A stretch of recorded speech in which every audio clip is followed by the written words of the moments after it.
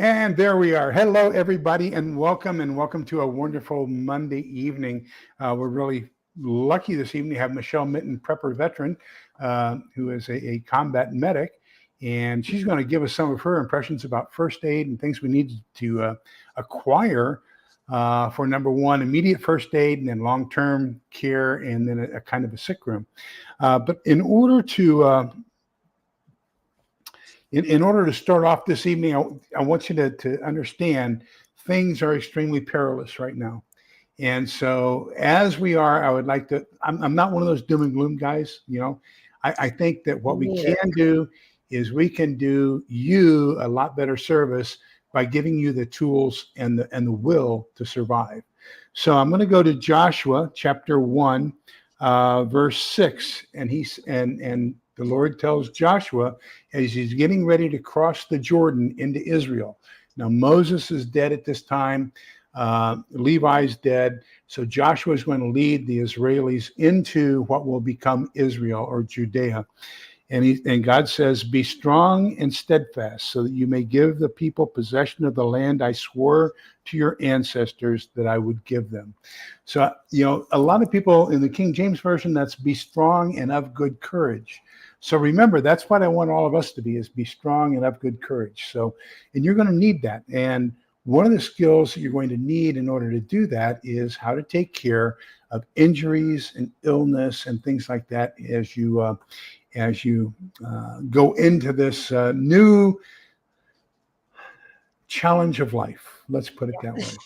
So Michelle, what I'd like to do is start off with you basically just telling the people a little bit about yourself, where you come from, what you did, how you got into this, as two different questions there. Number one, how you got into the field of medicine, and number two, how you got into the military. So it's all yours. All right. Well, thank you, Lee. It's great spending some time with you again. I miss everybody, and I hope you're all doing well and feeling well as far as emotionally, spiritually, physically, all the ways. That is important to maintain those three things in your life for what's going on in this crazy, crazy world. But I started in the medical field when I was very young. I took care of my grandmother when I was about 8 years old. I started taking care of my grandmother, and I helped her out with her medications. I learned how to take a blood pressure when I was 8 as well. So she kept telling me my whole life, because I took care of her, that I was going to make a great nurse one day. And that was it. So I went to a technical school and became a certified nurse assistant when I was 15. And the time came for me to have to do the work experience, which would have been in a nursing home, which I could not handle nursing homes. I cry. I love people. I want to help people in any way I can. And I just couldn't do it. I used to go take my dogs to visit my grandmother and all the other people in the nursing homes when I went, and I cried every day. So I said, no, I can't do that. So I switched to dentistry. But so 16 years old, I was starting in dentistry, and I did dentistry for 31 years until I couldn't do it anymore. It's been, I don't know, about 5 or 6 years since I've been out of dentistry now. And I wanted to be able to go to college. Everybody in my family was in the military except for my mother. So I thought, well, maybe I could get some help to go to college and finish my degree in whatever I wanted to be. So I joined when I was 17 years old, a junior in high school, and I served from 1988 to 1996 in the Army as a combat medic. We started out as a medic first, and then the Gulf War happened, and then we got our couple of weeks of training, and we were switched to a combat medic so they could send us to wherever they wanted to send us. And that was it. So that's how it all came about. But medical has always been in my life in some way, shape, or form, because I love people. I love to help people. And so I've stayed in the fields. I still like doing things now, except on myself. Yeah. When I have my little fun things happen with me here. But yeah, that is my background of all the things. I also have the other background of naturopath and herbology and things like that as well, because those were also essential things that helped with my daughter who is differently abled. So we will definitely have to have you back, and we'll talk about, because I am very homeopathic. yes, it is a very good thing. My family practitioner is an OD. Mhm. And so, when I told him that I had nervous leg syndrome and it was really bothering me, he says, "Oh, take CoQ10 and drink it down with tonic water." I thought, wow, what a crazy thing to recommend. But I started taking CoQ10 and tonic water, no more nervous leg syndrome. So I like ODs because they have that mixture of both the MD and the homeopathy. Yes. So that, they're a little bit more realistic, I think, in medicine. But yes. Yeah, there's a lot of things that the average person, they don't think about stocking up on things for yourself for if you don't feel well. Or in Michigan, we never know if it's going to be what kind of weather it's going to be in here. It was cold yesterday and it's going to be 90 again tomorrow. So we never know what we're going to get. But sometimes your body just doesn't know how to acclimate itself. And, I just had my blood work checked because I'm going through all the things. I want to make sure my blood work is all right. Let me see how my cholesterol is doing and all those things. I have to do this 3 times a day. Just all the things going on. You want to make sure that you are in the best shape that you can get your body to be, no matter what your age is. You can always improve something. We all let me welcome all these people, these fantastic people that are here. And listen, while we have Michelle here, and we're going to focus this evening on first aid and medical care, if you would put your questions in all caps, maybe she'll see it and tell me and to ask her. But anyhow, we'll try to get to you. But let me welcome everybody. Diana too, welcome. Cats and Prepping, Triple G Farms, good evening, welcome. Shenanigans, do me a favor. I tried to make you a moderator, and I cannot find your channel. So if you would send me an email with a link to your channel, I would greatly appreciate that. Kaylin Strain, same thing with you. Good evening, welcome. That was a really great video you did Sunday evening on the MRE. Thank you. I did not know that of course, you never know truth in advertising. My Sapatco that I received is not what I anticipated. I anticipated the regular brown, what I used to eat, MREs, for $5, but that's not what I got. So thank you for straightening me out on that and teaching me all about that Sunday evening, Kaylin. That was a fantastic live that you did there. Let me see who else. Phioxerus, good evening. Cats and Prepping. Prepper for the Ages, good evening. Welcome. Utah Mike, fantastic. Good to see you, my friend. Did I say Little Lone Prepper? I hope so. Grape Gill, good evening. And remember, every other Monday I have St. Vincent de Paul, and it goes from 6 to 7:30, and then I have to drive home from the church and try to get on in line for everything. And so I'm sorry, but every other Monday I most likely will not be with you on your lives. But I strongly encourage all of my viewers to go to Gray Man Prepping at 7 o'clock Central on Mondays for his weekly show. Let me see who else. Cats and Prepping, I think I got South Florida DCL. Good evening. Good to see you. And have I missed anybody? Mother Earth Garden Club. Good evening. Welcome. Good to see you too. Okay, so let's start this off. I did a little bit of research, and so I said, okay, I think that SHTF is going to be an awful lot like a camping out. So I said, what are the most prevalent injuries that you get when camping? So as reported by the National Park Service, the most common injuries are burns, breaks, cuts, abrasions, and puncture wounds, and then insect and animal bites and stings. So taking that into consideration, because I really have a feeling that without medical care, gunshot wounds and things like that, the glamorous things everybody always talks about on prepper channels, probably you aren't going to do that much good, because all of our first aid is designed to keep you alive until we can get you to a physician, to a surgeon who can do what is necessary to prolong your life. And in most cases, surgery is not going to be an option. Okay. So I hate to be the bearer of bad news to you, but on those other 4 items, what can you recommend to us around those, Michelle? Oh goodness. Yeah, that's the part hopefully things won't get to the point like the My Sharona times where you couldn't go to the hospital unless you were basically dying. They just left people wandering all over the place during that time frame.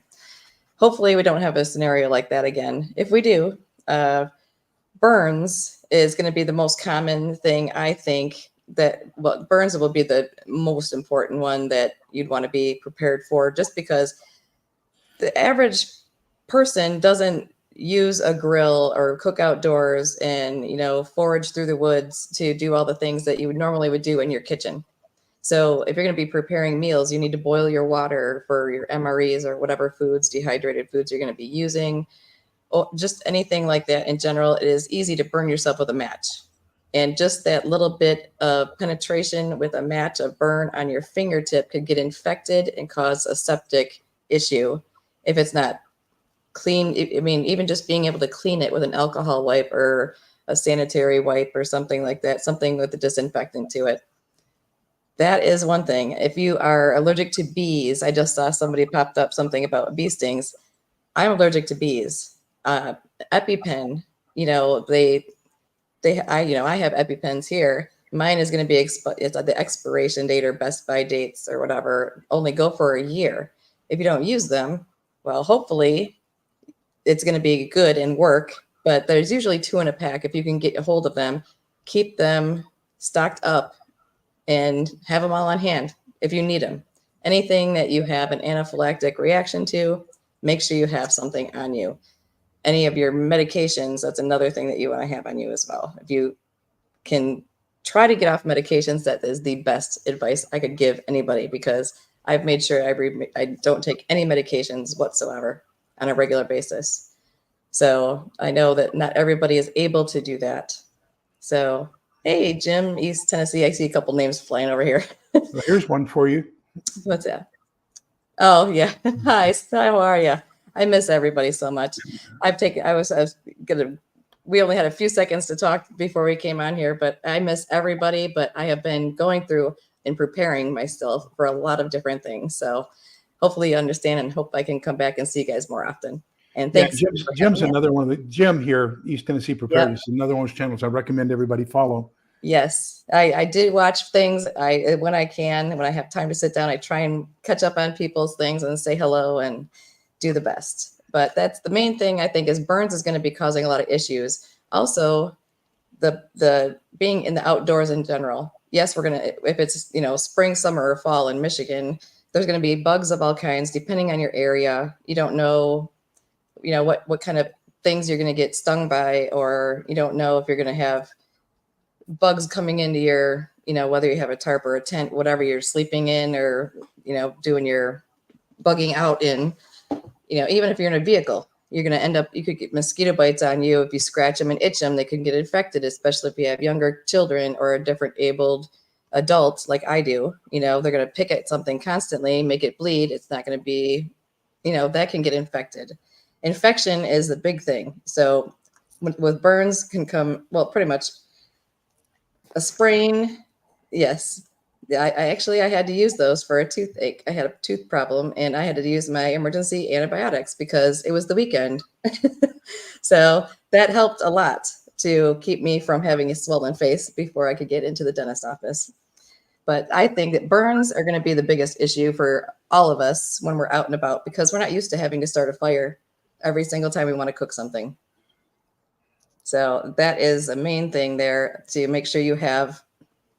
And burn creams, they do help. They have lidocaine in them. That's something that you'd want to have on hand. There's a whole long list of things that you can have, but you can't have everything with you. I know we can be hopeful. We do the best that we can. Just believe in yourself that you're going to do the best that you can. And if you're a person of faith, then you have faith that if we're meant to be here, we'll still be here. And if we're not meant to be here, we won't be here. So Ecclesiastes 3. Oh my gosh. We got to there's a time and a purpose under the sun, a time to be born and a time to die. You know, Yeah. we just got to have the faith that, if we're meant to be here. I mean, I'm still here. So I would say take a look at, and if you can get some medical training, as she said, she went to a local community college. I think you said. I went to quite a different, besides the military. I mean, I was trained as a combat medic for medical. So we did, I mean, the average person can get a big, huge pre-made kit for them. But if you don't know what all those things are or what they're used for, and you haven't been trained in those items, you could actually harm someone rather than help them or yourself if you use the wrong things on yourself. So basic first aid is something that everyone should know, especially if you're someone who has children or grandchildren, even your pets. You should know basic first aid and have basic first aid supplies. You can go and find low-cost places where CPR certification, you want to know that. You want to know how to clear an airway. You want to know how to clear your own airway, which I have had to do on myself as well. And that is not easy to do. I'll tell you that right now. If you're trying to clear your own airway. I'll tell you, putting in an NPA for the first time is kind of scary too. If you try to put, an NG tube is the quickest way to say it. That is not something that you want someone without experience to do on you, because you can kill someone and to take their life. And that is not what you really want to do. Yeah, you're there to help, not to hurt. Yes, you want to try and help people. So that is the good thing if you do have a group of people that you are planning to meet up with, if possible, and do other things like you have mentioned before about, if you can have a group and still everybody's responsible for different things and different sections that they're going to take care of, whether it's the medical part and somebody's going to be more, on the other part of doing the wood chopping with someone else and all the equipment stuff, all the things. So.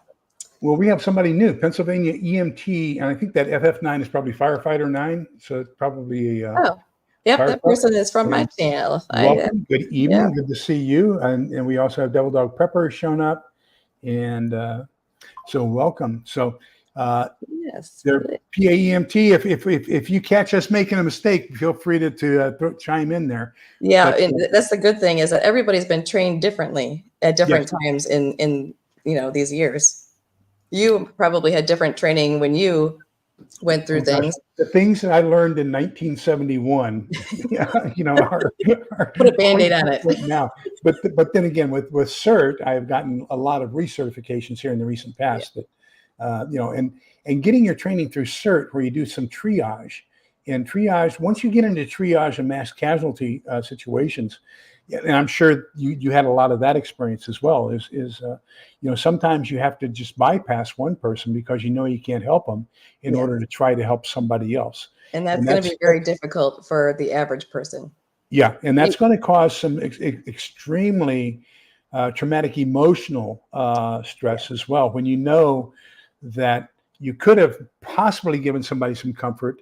You couldn't have saved them, but you could give them some comfort that you can get to somebody that you can save. And that's going to be a difficult time for all of us. One of the notions we want to dispel is no, you don't use tampons to plug a bullet hole. All right. Totally different type of gauze. You don't want to jam that in there. It's you're going to have. You can cause a lot more injury to the area by doing the crazy things that you hear of other people do. Yeah. Paramedic for 25 years. So healthcare. Yep. Yeah. I know I'm very familiar with PAEMT. So one of the things so let's go back to burns real quick. Okay. Burns. Yes. Some of the things you might want to keep for your burn kit would be something like a Telfa pad, a non-stick pad that you can cover the wound with. You want to get some good sterile wound wash, because washing that wound and keeping it hydrated is going to be extremely important too. If you can get some sort of a burn cream with lidocaine in it, and I think probably the best you're going to get over the counter is 2%. I may be incorrect on that. Can you get 4% over the counter? They usually come prepackaged if Yeah. it's a piece of gauze that has some, lidocaine to it or whatever for burns. When people get the kits sent to them, they just order an IFAC and they just have these random things, but people aren't going through and opening them up and see what's in there. So you really Yeah. don't know what you're going to get Yeah. unless you're That's familiar correct. with it and you've already used one. There's a whole bunch of different things. The best cream that has lidocaine in it that's over the counter is a chigger cream, which you would want anyway, probably for your bug issues. If you get bug bites, Yeah. it has 10% lidocaine, and it is about yay big. It's a pretty good size. It's maybe $4 or $5, and that will numb just about anything anywhere for a certain amount of time. It's pretty good. I've used it for sutures. It helps a Good lot. evening, Red Scout, and welcome. Yeah. But one of the things, and understand that see, when I got trained, we only had 3 first, second, and third degree burns, and now they have a 4th degree burn. Yeah, from what fourth I is where understand. it's just fallen off the bone, pretty Yeah. much. So 4th is charred, basically. Let's call it that. Yeah. But anyhow, and so understanding the difference among the different types of burns and the first aid procedures for each one, dispelling some of those common myths, like you don't pop the blister for a type 2, a second degree burn. Yeah, well, any kind of blister or bubble on your skin, it's best to just cover it up and leave it be, because as soon as you poke a hole in there, bacteria can get in there, and it's going to get in there if you're not in your normal sterile environment. So if it's fourth degree and the skin is sloughing off, there's not much you can do for pain unless that person gets knocked out, and they might actually pass out from the pain.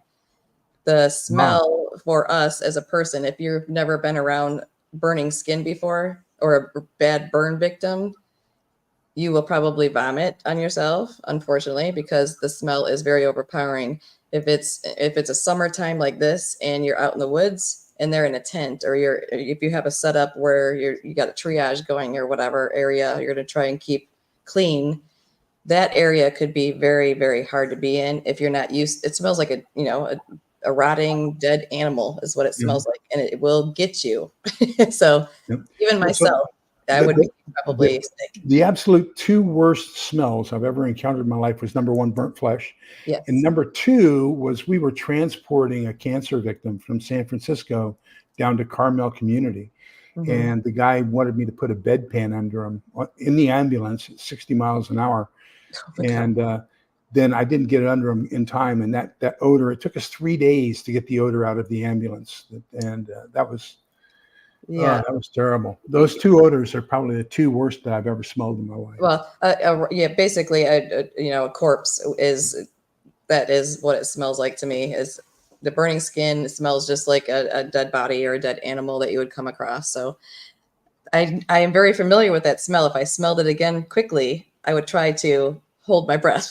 Because as soon as you get one little whiff of it, and your brain's like, I remember this thing, and you're going to get sick on yourself. So those are, burns are very difficult it's almost impossible in an unclean environment. If you're bugged out in the middle of nowhere, you just do the best that you can to keep someone comfortable as much as you can. That's all you can really do, because we can't keep it sterile. It's almost impossible to be 100% sterile, and burns can get infected rather easily with that situation. And that comes to another, when you're talking about sterility, one of my main points, and I've talked to several physicians about it, and I have a surgeon and a physician on our team, and I've talked to both of them about it. And I say, I don't understand why people want to suture wounds in a non-sterile environment, especially people who aren't trained in suturing. And they don't know the rule over depth versus length as far as suturing, or they don't know anything about a puncture wound, but they're just going to suture the heck out of it. So you're going to add 2 more puncture wounds for every stitch in a non-sterile environment and triple the chances of infection. That doesn't make sense to me. So I'm kind of a butterfly and Steri-Strip and Zip, and now they have this new Zip Strip out. Have you seen it? I've seen them, but it depends on, like, when my saw tried to cut my finger off. Those Zips things, you can't use it. That probably would work across a joint or Yeah, small area. Yeah, if it's on a really easy area to get to and it's not curved and it's not dirty and full of mud or whatever it is, they're not going to stick very well. But suturing is fairly easy. That's one of the things I recommend that it's $20 to buy a kit. It comes with a little pad of fake skin. You get your own little sutures out, and if you're a sewer in any way, shape, or form, even just bad sewing, you can close up something. But again, to keep it sterile, nothing's going to be 100% sterile. I mean, we're not in an operating room if we're bugging out somewhere, or if you're at your bug out location or whatever it is. It's still, you just got to do the best that you can, and pray about it. So, just hope for the best. So, no. So it appears as if somebody got put in timeout. Oh. And if so, thank you, Devil Dog Pepper. I don't really pay a whole lot of attention. I just see people's names in there. But anyhow, so next one we want to talk about is probably breaks and thoughts about breaks. Breaks. A compound fracture is going to be something that would be life-threatening. I've seen it happen in sports where a leg goes underneath somebody and they get Joe Theismann. Yeah, compound fracture of your shin bone. One foot going one way and the other going the other way. Oh goodness, that is bad. But I just saw something about sterile gloves. Gloves are never sterile in a box ever. The only gloves, they come individually packed in their little 2-pack of gloves.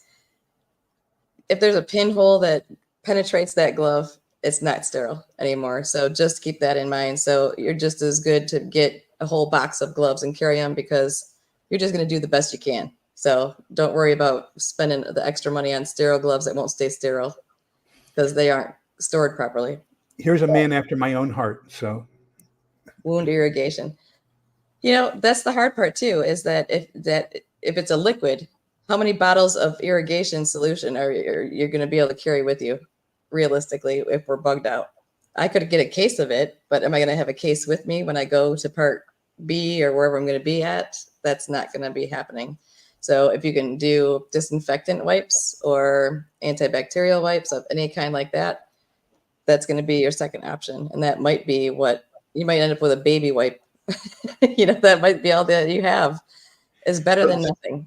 So the rule that we had was basically 1 liter of wound wash, which is 1 quart basically of sterile water, sterile solution. And we would use normal saline typically, per inch of cut. So, but that's one of the reasons why I'm primarily a hunker down guy. I've got all this stuff, and it's not going to do me too much good if I bug out. Right. I have my IFAC, and then I have my my combat medic bag, and then I also have my EMT bag, from when I was working, and but that's just about it.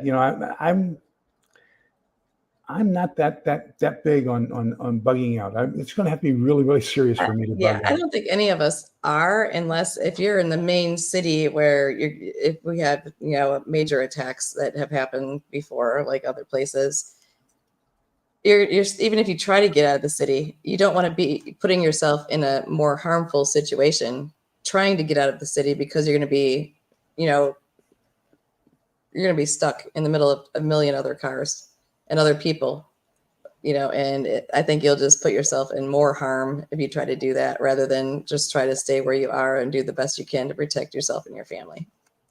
That's just my opinion, though. So to answer your question, Utah Mike, the answer is, if you don't have anything to cleanse the wound, leave it open so that the blood basically carries any of the bad stuff out. Right. If, however, you do have something where you can irrigate the wound and cleanse it, then it's preferred that you cleanse the wound and then close it. And if you can suture it closed properly, yes. And put some sort of antibiotic. You can use a topical antibiotic, and you can also use oral antibiotics. And in some cases, you may have to use some either IM or IV antibiotics. Something like Rocephin. And you don't want that. Let me tell you, that stuff is That stuff almost burns as bad as Celox. No. I guess Celox almost burns as bad as Rocephin. Yeah. Well, and even doing IVs out in the field, if you're out in the woods, you're going to be, it's hard to keep that area. I mean, IV supplies are hard to come by. Number one, if you're not a professional medical person with a license and all the other things, yes, you can get some things and have them on hand, but how many IV bags can you carry? How much saline solution can you carry? If we don't have, that's why, again, it's, if you have a place where everybody can meet up and you're all in one area together, that's great. But if you're trying to get it all in your vehicle and take off, that's why I started doing different things with preparing, like my pantry and my long-term foods and things like that. Everything's going to be small, compact, so I can get out of Dodge and take as much with me as possible. My number 10 cans are not going to get stacked on top of my truck. That's not going to happen. Caitlin talks about wound cleaning spray, and yes, that I have, and you get good wound cleaning spray at Walmart. I mean, it's pressurized and great to go. I prefer the wound wash with this handle, with a spray handle, so that I can control the amount of pressure that's going into the wound as I'm cleaning it. I have used myself on my own self when I've cut myself with scissors and had to stitch my fingers up or whatever. I use my saline solution for my contacts. So that is, and it's a squeezable bottle that has a good stream that will just wash it enough, pat it dry, and suture it up. So, and we have another medical professional here, Triple G Farms, who says that he has used contact lens solution to do wound irrigation. So he prefers the wound cleaning spray, but he has used contact lens, which is another sterile form. Yeah, almost that's what I use. Has got to be sterile.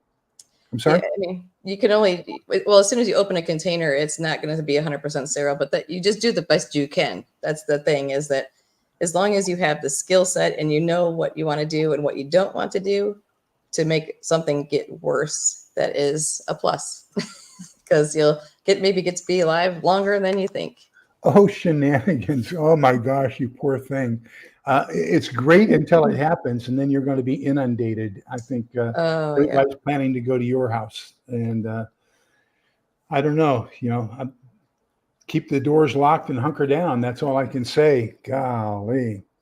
But back to breaks. Okay. Yeah, if it's a simple break, you want to do some sort of a splint. Then you've also got several different things.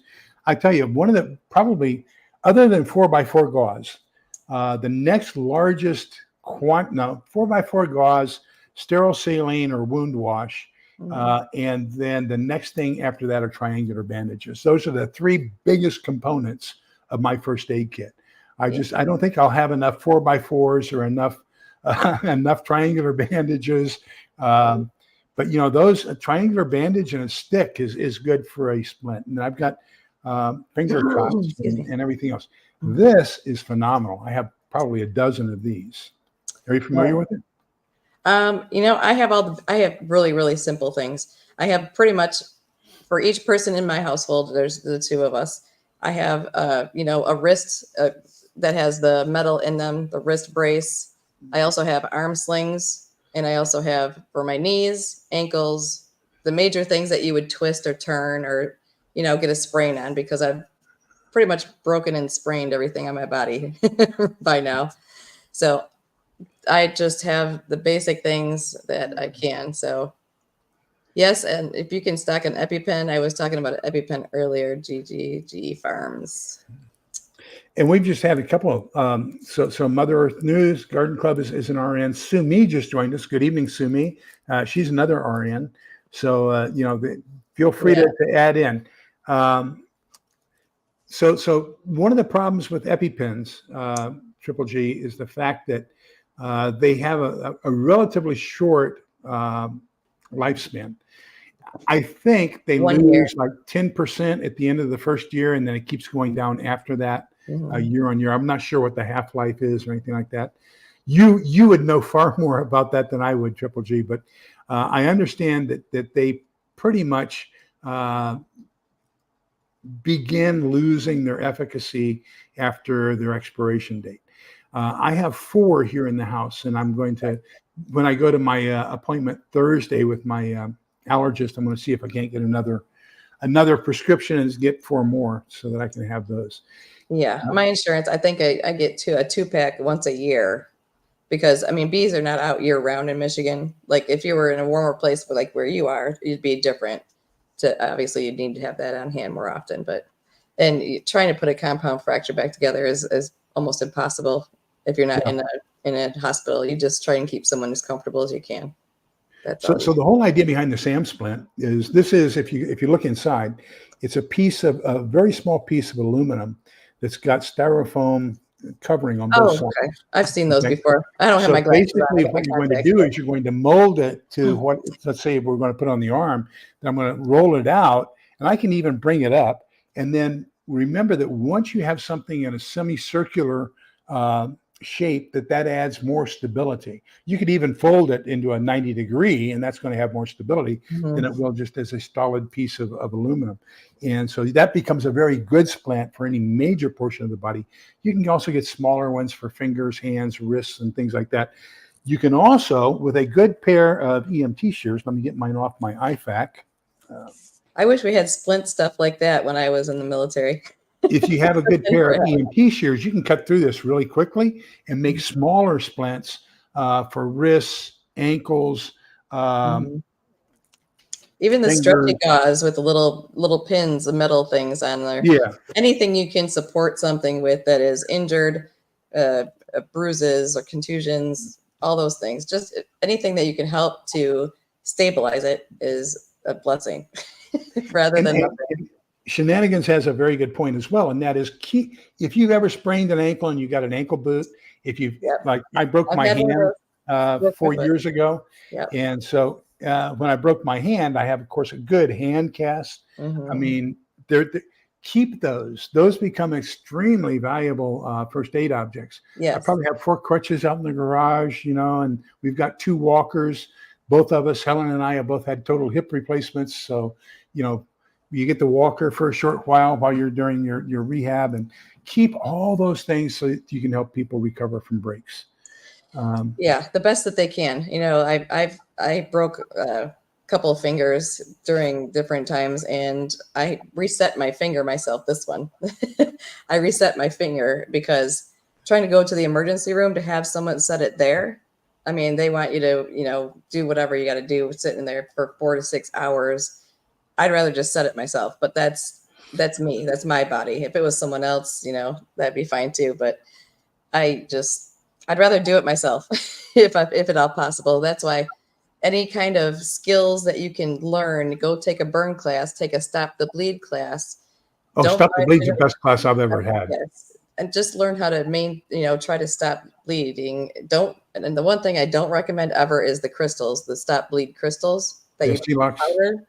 Because they have to dig it out when you get to the hospital. If you get to go to a hospital, use the gauze, clotting gauze, that kind I recommend. The other one I would not use. Don't use it on me, please. If you ever find me somewhere bleeding, just put some dirt on it. Little Lone Prepper's talking about the worst smell she's had was somebody with cirrhosis, and I agree. That and also colon cancer. My mother passed away from colon cancer, and that was horrendous as well. But the poison in your body, anybody with that is dying from that disease, it smells like death pretty much. Oh yeah. The liver is gone, and or your colon and all the other things. I mean, that's not good at all. I know that smell. It's all too well, and it's not good, and I just can't imagine. Yeah, Phylloxera brings up a good point too, and that is if you have an open compound fracture, then the prognosis for that is not good, especially if it's anywhere close to an artery.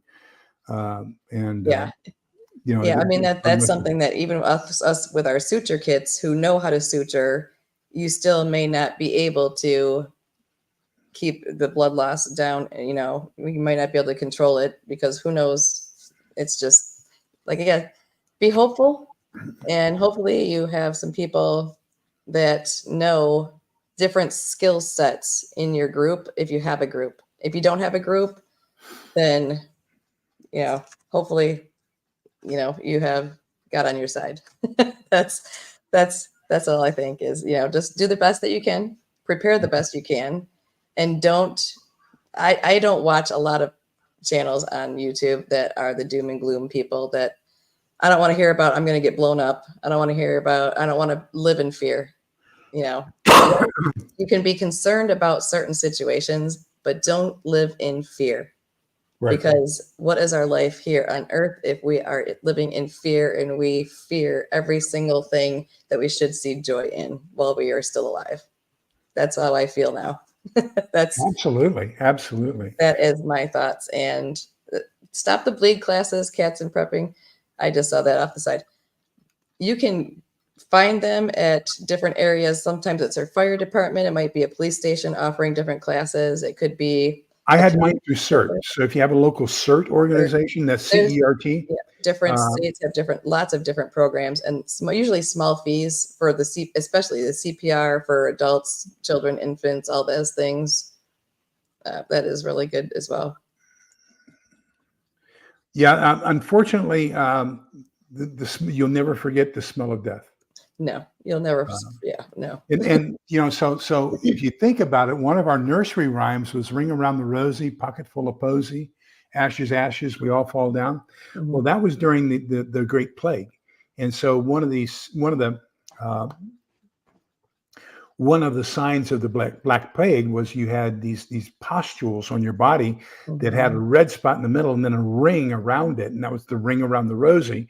And when you died, one of the traditions we still have to this day, before they embalmed people, was that in order to cover the odor, they would bring flowers, and you would try to smell the flowers to cover the odor of the necrotic body. Wasn't that a reason that they did that at the funeral homes as well? Is that why they started that at the funeral homes? Okay, because I always wondered why they had flowers in there. Long ago when I was a kid. Yeah. So, so that's why we still do flowers to this day. That was an old habit of trying to mask the odor of the body beginning its decomposition. Yeah. Well, and someone if you have burns or if you have an infection of any kind, if you have a camp or wherever you're bugged out, you will know those smells as well. You'll be able to smell infection when it gets to the point where it is extreme. And well, it doesn't even have to be extreme. It could be any kind of infection. It could be a foot infection. It could be athlete's foot, any other kind of infection. Especially women get infections, on a regular basis. Sometimes just because. But guess what? If you're out in the woods or you're bugged out, if you don't have something to take care of those things or someone that can help you take care of things like that, you don't have injectable antibiotics on you all the time. And you don't have the right ones for the right things always. So we'll try this question here. So how do you numb a person who needs stitches? And if you can't, can you feel the pain from being stitched? Chigger cream. That is my number one thing. You can find it probably anywhere. I look online, it's Chigger cream, it's 10% lidocaine. And it is a cream. You only need a very, very small amount, and it will numb enough for you to be able to suture. Wow. Whether it's one layer or two. If you're somebody that knows how to do inner stitches and then the outer stitches, if it's that kind of a wound, it works. It is way better than trying to have needles on hand and lidocaine carpules and all that, because you can't get them anyway. You have to be. I would have answered ice cubes or a cold pack. Nope. Ice that. Well, you don't want. Well, you can try to dilate the area with the ice like you would want to do if it was a break or things like that. Burns, you never put ice or cold on right away, because that will be bad. So again, there's lots of classes and things. You can look it up online. You can get books about it. Even if you have to read it while you're trying to do it, I don't care what you do. Just do your best if you want to do it. But wow, Bill, we're sorry. Hope that things go well. Okay, so you tell Mike asks whether it's staples or stitches. And my answer is depends on where it's at. Yes, exactly. If it's somebody's shin, you don't want to use staples because there's a bone right there. If it's right next to a bone, you don't want to use staples. Because, you could, if you can't, you have to know how to hold the area so that there has to be enough tissue in there for the staples to just grab the skin and the underneath layers of the tissue. If you get the bone, you're going to staple somebody's bone, if it's your elbow, if it's on a finger, the top of your hand, your wrist, your shoulder blade, or your shin, ooh, you don't want to do that. Somebody's going to kick you if you do. It would be me. So the thing is, went to Landstuhl and had some surgery, and they crossed the belt line, and I had 23 staples in there. And then they when I left Landstuhl, we were at a remote assignment on the East-West German border, a small intercept site looking into East Germany. And so the closest place for us was Checkpoint Alpha, which was crossing over from West Germany into East Germany.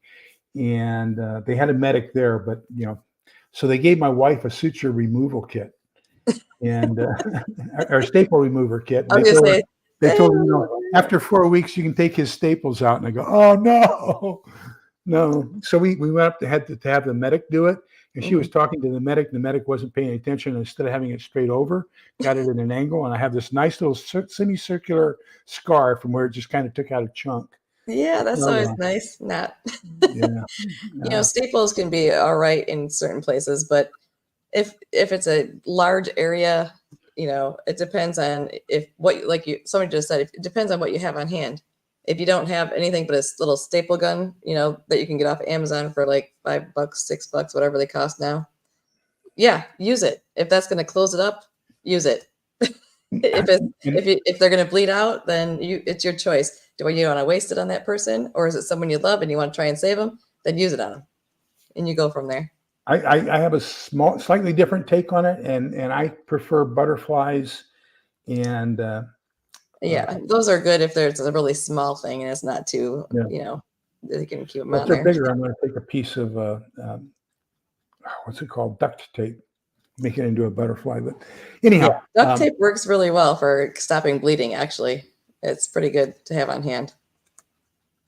Okay, so Kaylin says she knows somebody who used straight up neem oil as a topical anesthetic.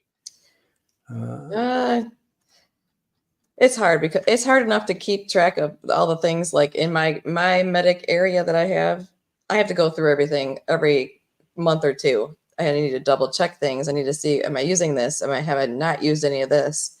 Do I need to stop getting this and get more of this?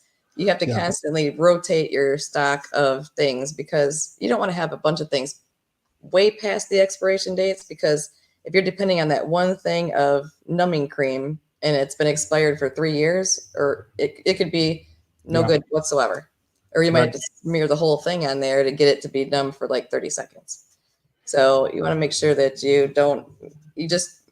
what you really think you're going to use, the basic things that you need to have on hand. You don't have to have a humongous IFAC. The IFACs I've seen online, there's the basic things for $70, and there's like 8 items in there, all the way up to $500. Yeah. And half of the people in the world don't know what any of the things are in there. So you're just throwing, if you want to throw away $800 or more, you can just send it to me. My address is. Mother Earth Garden Club has a really good suggestion, and that is, you can go to thrift stores, half-price bookstores, things like that, and pick up fantastic medical stuff. Recommend you get one on anatomy. The pill book is almost an essential one to have. Dr. Bones and Nurse Amy have a series of 3 books that are just phenomenal. Then they have, there's one on alpine first aid, wilderness first aid. I've got Special Forces Medics Handbook, Trauma War Surgery Handbook. I mean, there's all kinds of great books you can pick up, but do me a favor, read them before you need them, because trying to read and administer aid at the same time is kind of difficult. Claude Ortega, welcome, good evening. Yes, in the wrong place, they can hurt an awful lot. ABC Patriot, good evening, welcome for you as well. Let me see. Okay.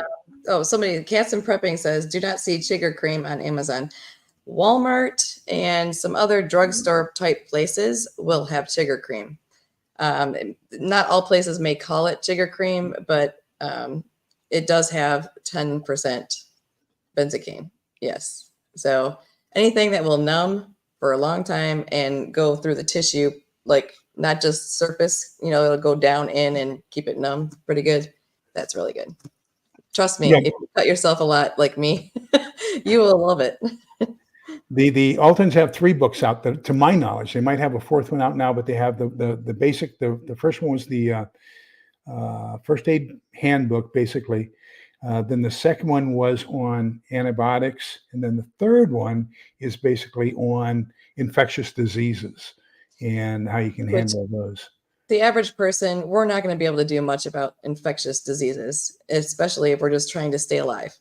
We're trying to ration our water, trying to make sure we have our clean water so that we're not, having those issues in general. That's my biggest worry. Yes, food, we need food, but we need water more than anything.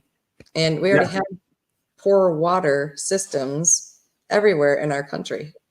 I mean, we do have Great Lakes here in Michigan, but those are the parks and the waterways are shut down because of pollution and bacteria. I don't even want to go swimming in those places, let alone try to use it and clean it for, our water. Luckily, I mean, half a mile where we're at now, it can go down to a stream that is going through that is fresh water. And there are fish in there. But how many people in my area, right here in the city, just outside of the city, is going to be up here fishing and taking water out of there or hurting other people to get there? And my bigger fear than that is, using that to dispose of their waste. Yes. And that's, I mean, the thing that I probably have stocked up and packed in the most for extras. You can only carry so many medical supplies on your, all my over-the-counter medications. I can't take them with me. I can take the essentials. That is just try to keep it in your mind that you're going to do the best you can to have the things that you will need that will be the most important for you, because everything seems like it's important. It's kind of like our houses. Well, it's important to have 3 couches in our house when you could get by with 1, or you can improvise. So let's talk about an IFAC. What do you recommend having in an IFAC? IFAC, items that you know how to use. Yes, you can get a prepackaged one. I don't have any that I've made my own. I want to have what I know. My daughter can't take pills except they're chewable or liquids. So I'm not going to stock up on a lot of things for her that she can't take. So whatever medications for over the counter that you like, you want to have your, things for pain control. If it's, Tylenol or ibuprofen, have some allergy medicine, whatever things that you have needed to use in the last year or 2. All I do is say, okay, we haven't used this medication in 2 years. I'm not going to stock that medication anymore because we're not using it. So I'm just wasting my money on that. So make sure you have your over-the-counter medications in there. Yes, your major emergency things. You want to have a tourniquet. If you don't know how to use one, learn how to use one. Watch a video online. I don't care. Is there one you prefer? No, anything that works. I'll take a belt. Actually, if you wear soft tee. Yeah, we were trained with a belt. We used our belt off our body when we were trained. That's how old school I am. You had the old web belt with the. Yes. Well, mine was green. Oh yeah, I was at Fort Lauderdale when you were in. Yeah. So yeah. Okay. But I mean, anybody who's been an EMT for decades probably has the same kind of training we did, which you use whatever you have available. So yes, you can spend a lot of money. You can get a tourniquet, but you need to know: do you put one on? Do you not put one on? If you don't know that difference, then don't put one on. Because if there's no hospital to go to, you don't know what to do with that person with a tourniquet on, except their limb is going to fall off at some time. Now, as far as a direct pressure, I'm going to call it a tourniquet, even though that's using the term loosely. But I just am in love with the Israeli bandage. Probably the average person doesn't know what that is or what they would use it for. So somebody might use it as a maxi pad. We don't know. We never know what people they'll be like, oh, look at this kit that I found. We don't know what to do with it. So if you go on Amazon and look for Israeli bandage, what it is it has a plastic horseshoe type of a thing. Mm-hmm. So you're going to put that directly over the wound. It's got the dressing, and then the bandage goes around, and the bandage has this pressure bar is what it is. And you're going to fold that over so that what it does is it causes even more direct pressure on the area where a wound is. So remember, when you're bleeding, what you want to do is you want to, go for elevation. You want to go for direct pressure and compression. And then you also want to go for absorption with a good dressing of some sort. Yes. So this does two of those. It provides the dressing and the direct pressure, and it's just a phenomenal piece of kit. Well, you can just pretty much your basic first 8 items is what I would have in my IFAC, and that's what I have. I made my medic bag that is usually in my vehicle. There's the vehicle one, then there's the house one. So anything that I might use on my way anywhere, which unfortunately we had an incident where there was a person that decided to try and take the lives of other people and families at a water park less than 2 miles from where I live right now. And that person did a lot of damage and harmed almost 10 people, 9 people, adults and children in the daytime at a little water park thing here by us. But someone was like myself. They carry their medic bag in their vehicle, and that person actually saved someone's life because he applied a tourniquet, but he also has some kind of a medical background as well, whether it's an EMT or if it was just someone like a medic myself, or they might have been a nurse assistant. They could have been a nurse or whatever they were, whatever he was, he saved the woman's life because she was injured the most by this person that decided to go shoot up a place full of families. So you never know what's going to come up, but basic things in there. You want to have whatever you use at home for cuts, burns, scrapes. I don't stock up on tons of Band-Aids. Some people get addicted to getting 2x2 gauze, those little tiny gauze that you can't do nothing. You can blow your nose with it on one side. But I don't get a bunch of the little tiny Band-Aids.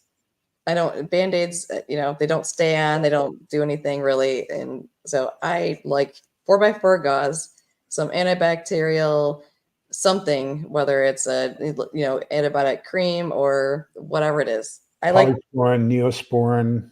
Don't do 100 pieces of different stuff. I have the small, important categories. I like bandages. I want the 4x4 gauze, bigger gauze for big holes. And then things for breaks, sprains, just keep it simple. That KISS thing that they say all the time is keep it simple. And if you don't know how to use a tourniquet or when you should use it, don't put one on. I mean, if someone is going to actually die and you know that they are dying because they're bleeding that profusely, put a tourniquet on if you've got one, or use your belt. And then if hopefully there's paramedics coming around. That's all you can do. Because these people that were injured, they all went to like 4 or 5 different hospitals. We had the 4 to 5 different hospitals took the people. So, oh gosh, I was very angry at that, that event that happened. So I drive by there every single day. Is a windlass tourniquet, and you got the rapid application tourniquet. You've got the CAT, which is the combat application tourniquet. You've got the soft, which is another, I forget what the acronym is, but that's another type of tourniquet. That's one I have. And so basically on the outside of my IFAC, and you want to have this pre-staged as well. Okay. So what you want to do is you want to make sure you don't have it still in the sterile package or anything like that. You want it so you can immediately put it on. Yeah. You don't have to unwrap anything now. Yeah. And so you're just gonna flip it and then apply it. And it's got this bar here that you're going to use to apply pressure. And let me tell you something. If you ever do it to yourself, just in practice, once it starts to get beyond the pain that you can endure, it's not tight enough. Right. Okay. Yes. You've got to stop that arterial flow, and you really don't have that many arteries that are really exposed to the outside of the body. They're pretty deep. So you're going to have to put a lot of pressure into that in order to do it. Now, notice I am not tautological, and tautological is using an abbreviation or acronym and expanding the last word, thereby becoming redundant. So I don't say CAT tourniquet, because CAT is CAT, combat application tourniquet. So if you say CAT tourniquet, you're saying combat application tourniquet. Yeah. I mean, I see the thing, pretty much if somebody's bleeding out, you can find anything. If anybody around the area, like the area that was, had the incident, if there's somebody with a belt on in that area, you could take that belt and use that to the best of your ability. You could find, if somebody else was injured and they were already gone and they were wearing a belt, I would take it off that person. You can rip up a shirt. You can rip up a T-shirt. There are so many different things you can use. Yeah. Now, you don't want it to get too narrow. You don't want to use anything like a rope or, thread or anything like that. Yeah. Anything that where once you get that amount of pressure on it, you're going to actually do more damage. You want to spread that pressure over at least an inch wide, which is why we used our belts in the military. That was men can easily take their shirt off, in public, but women could too. If it was an emergency, if it was my daughter, I wouldn't care if my shirt was on or off because I was to save my daughter's life. I would take my shirt off and fold it and use that. I think it was Theoxorus said something about remembering the old boo-boos and methylate. Oh, I can remember methylate too, Theoxorus. I remember cow Everybody salve. knew you had to cut because it was red for a week. Huh? Cow salve. Yeah. That was the best thing for burns ever. That I wish that tin was around. I don't even know how many decades. And whatever that stuff was that they made, it worked good. Put a little butter on it. You get to burn your finger in your finger. Put some butter on it. Unfortunately, they don't recommend that anymore. Yeah, there's too many chemicals in the butter now. It's not really real butter. But yeah, your IFAC kit, I go by what my family needs and uses on a regular basis. Yes, anything with a cane in it is an anesthetic. It will numb up something. There's lidocaine, there's benzocaine, there's octocane, there's novocaine, there's carbocaine, there's all the canes. So anything that has cane in it, that it has numbing to it. Kind of like the tooth glue or tooth tube that they have for toothaches that numbs your gums or your teeth. That is also something you could use. It's not as strong. You'd have to keep applying it over and over and over again. But that 10%, if you find it's look for Chigger or Chigger X or they have probably a technical name for it as well for that Chigger cream. But all I know is it's 10% benzocaine, usually, whatever the cane is in it, 10%. And I tell you what, it will go a long way, and it's less than $5. I think it used to be like $2 when I bought it decades ago.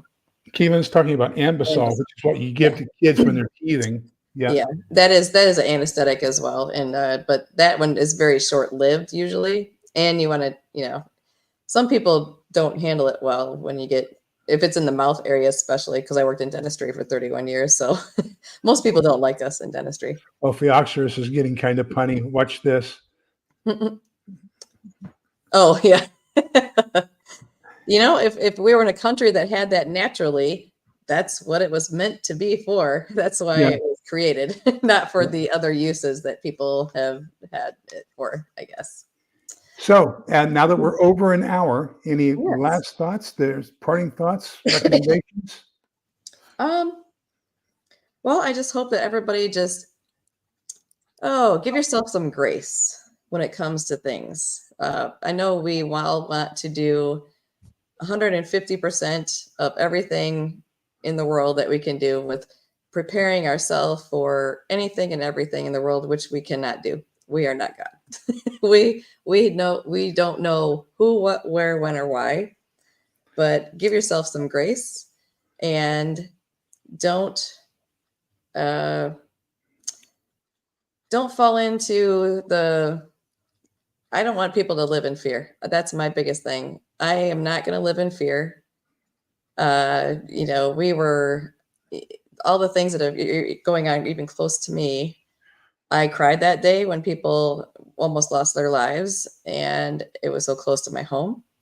But I am not going to be afraid to be living in the world.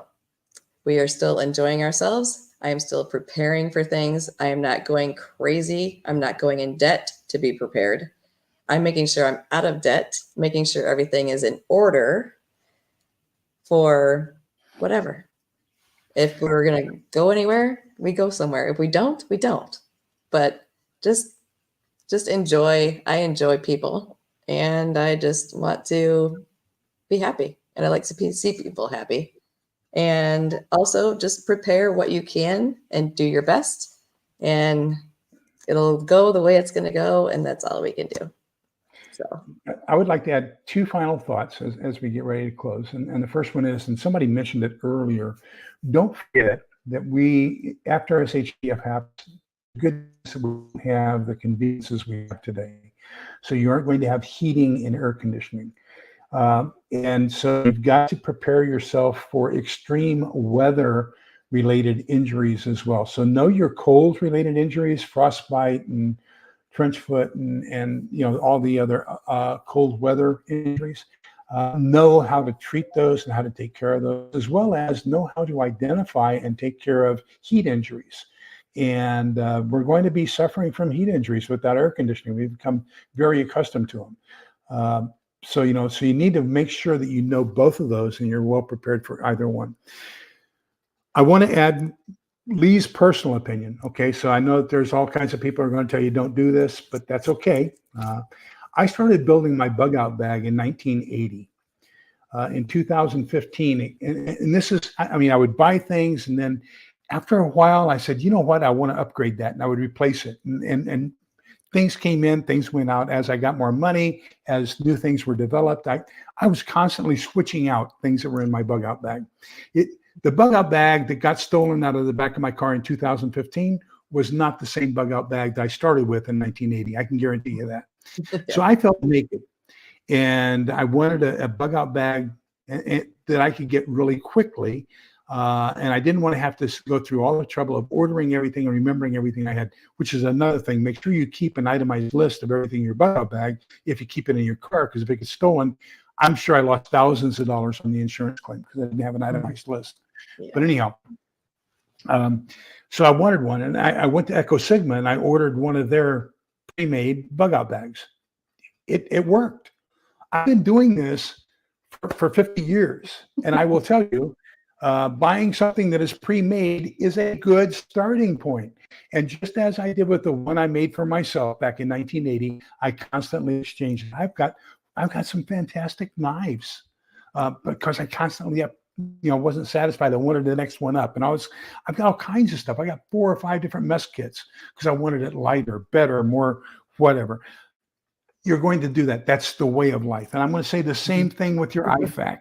If you want to get a pre-made IFAC, I strongly recommend my IFAC. Has some great IFACs. It's a great starting point. But as Michelle says, learn how to use the contents inside, know what they're for, know where they are. Open that thing and study it. You don't want to be fumbling for a 4x4 or for your trauma shears or for your tourniquet or anything. Know where they are, know how to use them. And then if you say, you know what, I need to add some stuff to it, the SAM splint or an Israeli bandage or something like that, add to it.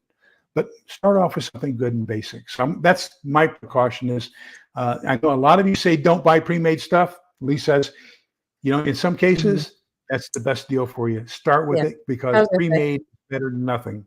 Yeah. Well, obviously I know what I want in mine, so that's why I make my own. And I just have the basic things. The things I'm going to use in my family that I'm keeping on hand for us. That's here in the home, but out in the road, if I see somebody car accident in front of me, obviously I'm taking the stuff that, I don't care about that one. Well, I'm going to use it, but yes. And also make sure you can try and get some classes and get training for some items, or there's some good books like Lee recommended. There's books that you can get. They're not medical. They're not really super technical. It's how do you put this thing on and how do you use this and how do you use that? Or, what do you want to pack up or take with you? So all good information, always good. And I'll have to go back through and see all the comments and stuff too, because I miss all the fun over here too. Oh yeah, yeah. So thank you all for being here this evening. Thank you, Michelle, for being here, and we'll chat a little bit more. Thanks for having me, Lee. We're going to have Michelle back. We're going to talk a little bit about homeopathic remedies, herbs, and things like that. And so we're going to have her back to talk about homeopathic remedies as well. So for things that we're going to need in the future when the pharmacies are closed down. Absolutely. For sure. So for right now, I'm going to say the book of Numbers, chapter 6, 24, 25, 26. The Lord bless you and keep you. The Lord let his face shine upon you and be gracious to you. And above all, the Lord look upon you and give you peace. So thank you, everybody, for being here with us. I greatly appreciate you. And we'll see you tomorrow night. Remember, tomorrow night we're doing, I think it's chapter 8. We're talking about food and livestock, or agriculture and livestock in James Wesley Rawles' book. So take care, everybody. Have a great evening, and thank you for being here. Appreciate your support. Bye, everybody. Take care. God bless everybody. Have a good night.